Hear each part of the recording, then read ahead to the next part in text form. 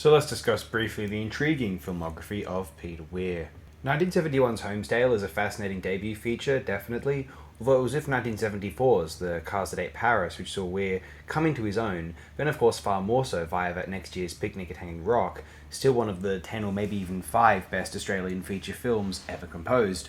Then 77's The Last Wave is a really strong picture, less well known, though highly impactful and speculating on a new Australian spiritual, philosophic, mythic character which encompasses both the traditional custodians and the subsequent settlers. Then The Year of Living Dangerously, a 1982 work, is one of Weir's best films. It is aged extremely well and is beautifully directed, strongly performed, and really thoroughly watchable overall.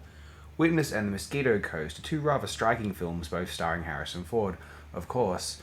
Witness is definitely a little silly, a bizarre gimmick involving the Amish, but a very well directed series of sometimes questionable or potentially cliche plot points, for whatever that is worth. Though Mosquito Coast is far more impressive, a picture which now has been received as the stirring work that it is, and Harrison Ford has been known to claim that The Mosquito Coast was the work which he was most proud of throughout his career. We do not like Dead Poets Society and the horrid impact it had on Oscar-oriented films going forward. Horrifying.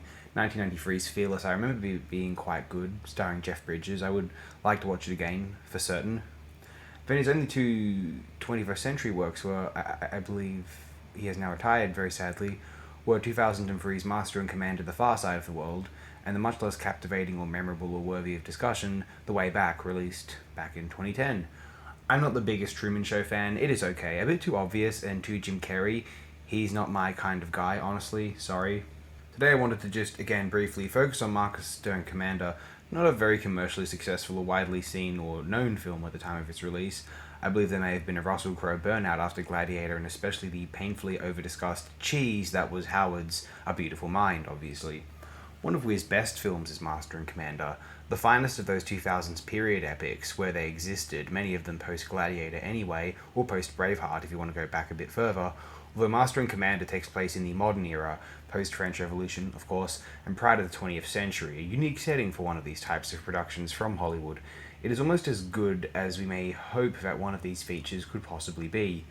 One of the easier Best Picture Oscar nominees in the 21st century to endorse in general, Master and Commander is a truly sensational effort. Go seek it out if ever inclined. Thank you all again.